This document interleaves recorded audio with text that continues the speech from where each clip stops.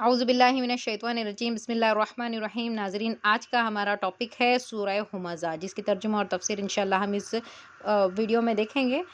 اس ترجمے تک جانے سے پہلے میں آپ کو چند باتیں یاد دلانا چاہوں گی۔ پچھلے ویڈیو میں ہم نے سورہ والعصر کا ترجمہ اور تفسیر دیکھا تھا، جس میں اللہ تعالیٰ نے کچھ کرائٹیریا بتایا تھا اور زمانے کی قسم کھا کر کہا تھا کہ بے شک انسان خسارے میں ہے سوائے ان لوگوں کے جو اللہ پر ایمان لائے، نیک اعمال کرتے رہے، حق پھیلاتے رہے اور صبر کی تلقین کرتے رہے۔ اللہ پر ایمان لانا یعنی اللہ کو ایک جاننا، وحدہ لا شریک لہ، اللہ پر اس طرح سے ایمان لانا کہ اس کے ساتھ کسی کو شرک نہیں کرنا، کسی کو بھی اس کا شریک نہیں ٹھہرانا۔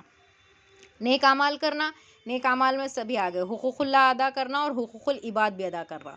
وتواصوا بالحق، اور حق کو پھیلانا۔ حق کیا ہے؟ سب سے بڑا حق تو اس دنیا پہ یہ ہے کہ اللہ ایک ہے، وہ مالک ہے، اس کا ہی احکام ہے اور ساری دنیا پر اسی کا قبضہ ہے، اسی کا حکم یہاں رواں دواں ہونا چاہیے۔ اس بات کو پھیلانا، یہ سب سے بڑا حق کو پھیلانا ہے۔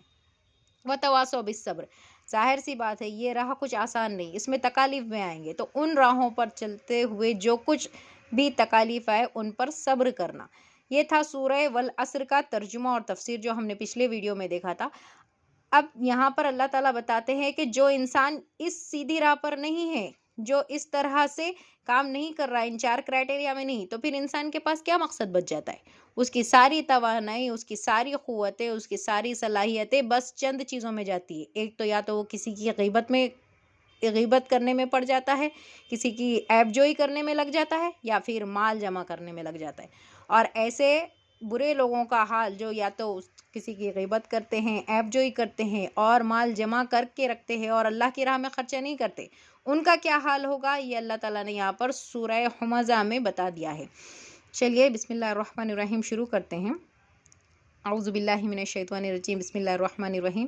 ویل لکل ہمزۃ لمزہ، بڑی خرابی ہے ایسے شخص کی جو عیب ٹٹولنے والا اور غیبت کرنے والا ہو۔ الذی جمع مالا وعددہ، جو مال کو جمع کرتا ہے اور گنتا جاتا ہے۔ یحسب ان مالہ اخلدہ، وہ سمجھتا ہے کہ اس کا مال اس کے ساتھ سدا رہے گا۔ کلا لینبذن فی الحطمہ، ہرگز نہیں، یہ ضرور توڑ پھوڑ دینے والی آگ میں پھینک دیا جائے گا۔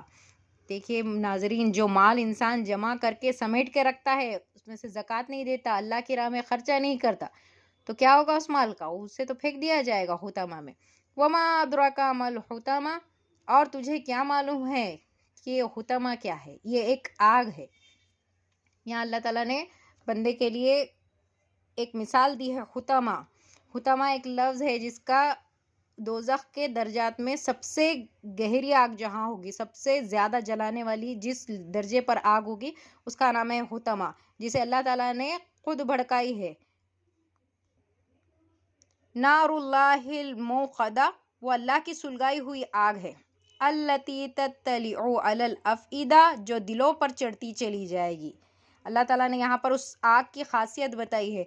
ہمارے دنیا میں جو آگ ہوتی ہے وہ تو انسان کے جسم کو جھلسا دیتی ہے اور اس کے بدن کو چھوتے ہی ہماری موت ہو جاتی ہے، لیکن یہاں جو حطمہ جس کی بات ہے، وہاں دوزخ کی سب سے زیادہ جلانے والی آگ حطمہ اس خطے میں ہوگی، اور وہ وہاں جا کر انسان مرے گا نہیں، اسے تکلیف تو برابر ہوگی، اور وہ آگ اس سے جلاتے ہوئے، اس کے ہڈیوں سے ہوتے ہوئے اس کے دل تک چڑھ جائے گی، دلوں پر چڑھے جائے گی، اور اس تکلیف سے نکلنے کے لیے انسان روئے گا، تڑپے گا، اور وہ یہ سوچے گا کہ کاش مجھے موت آ جائے تاکہ میں اس تکلیف سے باہر نکل جاؤں، نجات پا جاؤں، لیکن موت ممکن نہیں۔ کیوں؟ وہاں اگلی آیت میں بتایا، انہا علیہم موصدہ، وہ ان پر ہر طرف سے بند کی ہوئی ہوگی۔ وہاں تو ایسے طریقے سے بندہ پکڑا جائے گا کہ اسے نہ تو موت آئے گی اور نہ ہی وہ وہاں سے چھٹ کر بھاگے گا۔ فی عمد ممددہ، بڑے بڑے ستونوں کے درمیان انہیں باندھ کر انہیں عذاب دیا جائے گا۔ کنہیں؟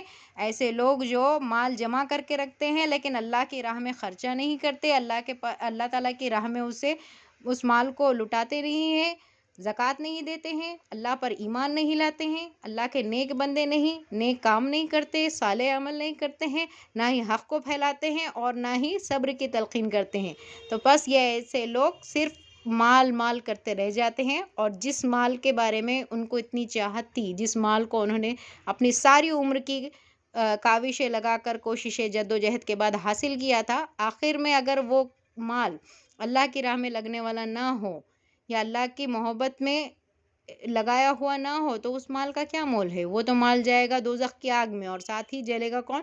یہ انسان جس کی ساری کاوشیں اور کوششیں رائیگاں جائیں گی، اور سچ میں ایسے ہی لوگ بڑے بڑے خسارے میں پڑنے والے ہیں۔ اللہ تعالیٰ ہمیں ان لوگوں کے میں شامل ہونے سے بچا اور ہمیں دوزخ کی آگ سے محفوظ رکھے۔ اللہم اجرنا من النار۔ اے اللہ ہم سے جو کچھ غلطیاں ہو چکی ہیں ان غلطیوں کو بھی معاف فرما دیجیے اور ہماری اصلاح کر دیجیے، اور ہمارے دلوں پر سے ایسے پردے بالکل ہٹا دیجیے جو تیری راہ سے ہمیں گمراہ کرتے ہیں۔ آمین ثم آمین۔